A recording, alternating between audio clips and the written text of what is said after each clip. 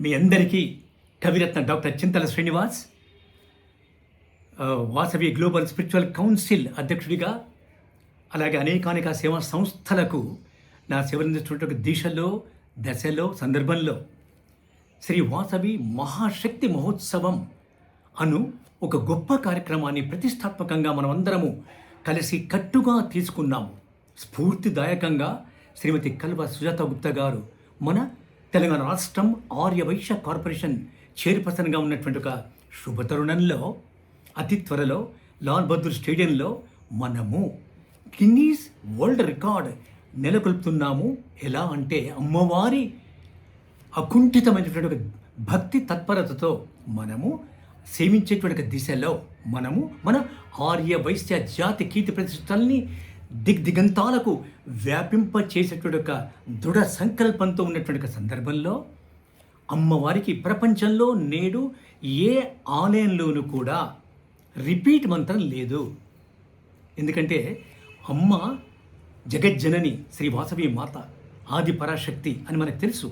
ప్రపంచంలోని ఏ కన్యకా పరమేశ్వరాలయంలో అమ్మవారి రిపీట్ మంత్రం లేని సందర్భంలో నేను నాకు వచ్చినటువంటి ఆలోచనతో క్రియేటివ్గా కాయిన్ చేసినటువంటి ఒక మంత్రం ఏమిటంటే ఓం శ్రీ కన్యకా పరమేశ్వరి, ఓం శ్రీ వాసవి కన్యకా పరమేశ్వరి దేవియే నమః.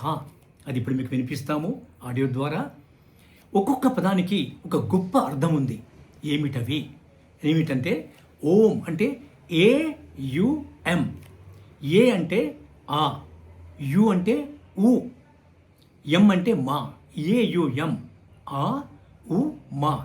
సృష్టి స్థితి లయ అంటే త్రిమూర్తులు బ్రహ్మ విష్ణు మహేశ్వరులు, వారిని స్మరించినట్టుగా సృష్టి స్థితి లయ చక్రాన్ని మనం స్మరించినట్టుగా ఈ విశ్వానికి అతి ముఖ్యమైన ప్రధానమైన ఒకే ఒక్క కారణమైనటువంటి మహాశక్తివంతమైనటువంటి ఓం అనే పదాన్ని యొక్క అర్థమని మనం ఇప్పుడు ప్రత్యేకించి చెప్పుకునేటువంటి సందర్భంలో ఓం శ్రీ అంటే ఏమిటి?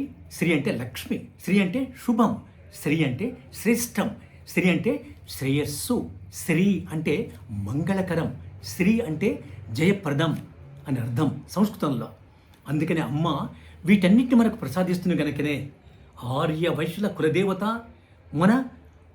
మనందరిపై అనుగ్రహాన్ని ఎప్పుడు కూడా తను అనంతంగా కురిపించేట తల్లిగా మనము ఆమెను స్మరించాలి.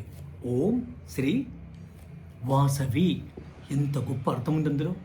అమ్మ అవతరణనే ఏమిటంటే వా అంటే వాణి సరస్వతి మాత, సా అంటే సర్వేశ్వరి అంటే పార్వతీమాత, మరొకటి ఏమిటి వి అంటే విశ్వేశ్వరి అంటే ఎవరు? సా అంటే వాసవిలో వా అంటే వాణి సరస్వతి మాత, సా సర్వేశ్వరి పార్వతీమాత, వి ఈజ్ విష్ణుప్రియ. వాసవి అనే 3 అక్షరాల్లో ముగ్గురు అమ్మల మూలబ్రహ్మగా ఉన్నటువంటి ఆది పరాశక్తి ఈ విశ్వానికే తన ఒక అనుగ్రహంతో సృష్టి స్థితిలను చేస్తుంది కనుకనే వాసవిగా త్రిశక్తుల స్వరూపిణిగా ఆది పరాశక్తిగా మనం స్మరించుకుంటాం. ఓం శ్రీ వాసవి. కన్యక అంటే ఎవరు? కన్యక అంటే కీర్తి కన్యక. అమ్మవారు అనాదిగా నాడు కైలాసంలో కీర్తి కన్యకగా ఉండి ఆ తర్వాత అడ్వెంటెడ్ ఆన్ టు ద అర్త్. ఇక్కడ తను లీలా మానుష వేషధారిణి అయి ఆది పరాశక్తి అంశతో తాను ఉద్భవించి కన్యకగా వెలిసి విశ్వానికే తన అద్భుతమైన అమూల్యమైనటువంటి సందేశాన్ని ఇచ్చారు, విశ్వ కళ్యాణాన్ని కోరారు.